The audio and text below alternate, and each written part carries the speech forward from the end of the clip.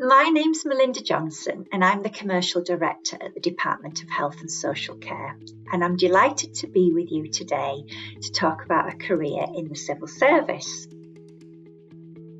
Well, it comprises many government departments, which I'm sure you'll have heard of most of them, places like the Department of Health and Social Care where I work, places like the Ministry of Defence, the Department for Education, the Department for Work and Pensions.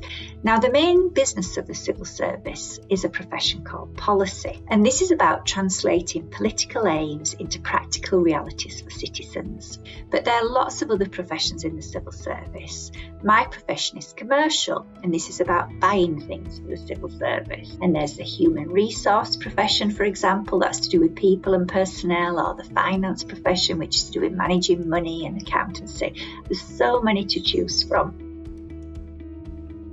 We have apprenticeship schemes, we have graduate schemes, direct entry schemes, fast track schemes, and so on. So one of them is the Early Diversity Internship Programme. And if you're a first year undergraduate and you meet the diversity requirements of being Black, Asian, or from an ethnic minority, or if you're socially or economically disadvantaged or have a disability, then this is available to you.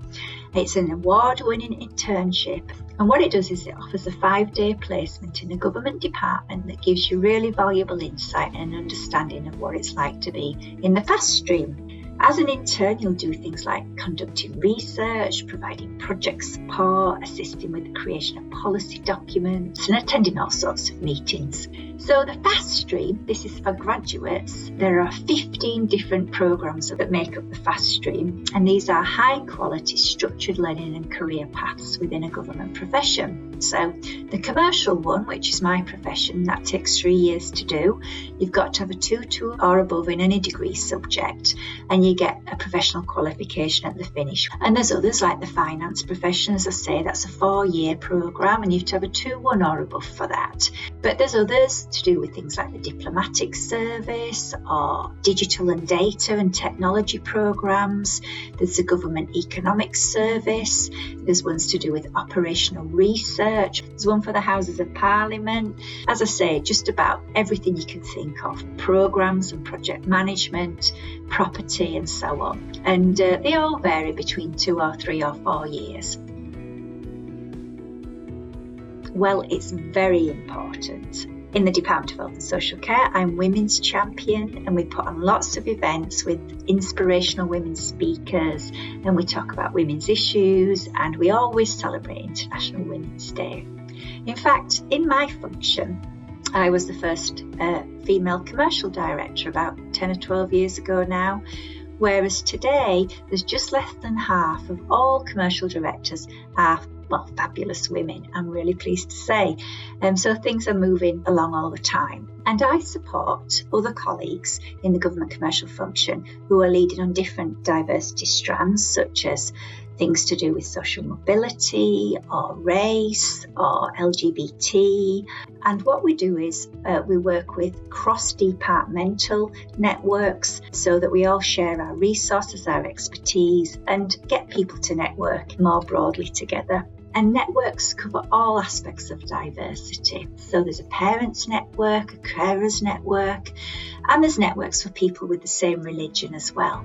It's a wonderful way to meet new people and also raise a personal profile. And I think it really gives variety at work because you're doing something that's not to do with your actual day job. So some of the things we're doing to try and improve diversity is in respect of our health policy fast track graduate scheme. We saw that quite a number of candidates from ethnic minority backgrounds or disabled backgrounds didn't make it through all the stages of the recruitment.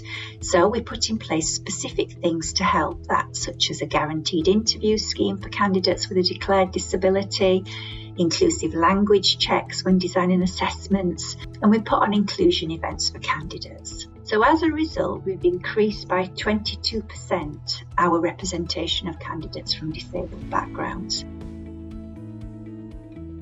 The Government Disability Confidence Scheme aims to help the civil service successfully employ and retain disabled people and those with health conditions. And the scheme sets out 3 levels which enable employers to continuously improve on their commitment to recruiting disabled people. Now, most government departments have achieved the very top one, and that's called the Disability Confident Leader status. And this sets out a number of actions like actively looking to attract and recruit disabled people, providing a fully inclusive and accessible recruitment process, offering to interview disabled people who meet the minimum criteria for the job, and using flexibility when assessing people so that disabled candidates have the best opportunity to demonstrate their skills. The thing I like is that the civil service offers all sorts of flexibility in working. We offer job shares, which is where two people do one full-time job between them. We have part-time working. We do consolidated weeks or fortnights, which is where if you do all your hours in a given period, say you might have finished them all by a Thursday, it means that you can have the Friday off. So we do all sorts of arrangements to enable greater flexibility and smart working. And all of this fosters a much better work-life balance, which is something the civil service really cares about. So I hope that you will consider coming to join us in the civil service. It's really great working with ministers and seeing, the difference that you can make to people's lives.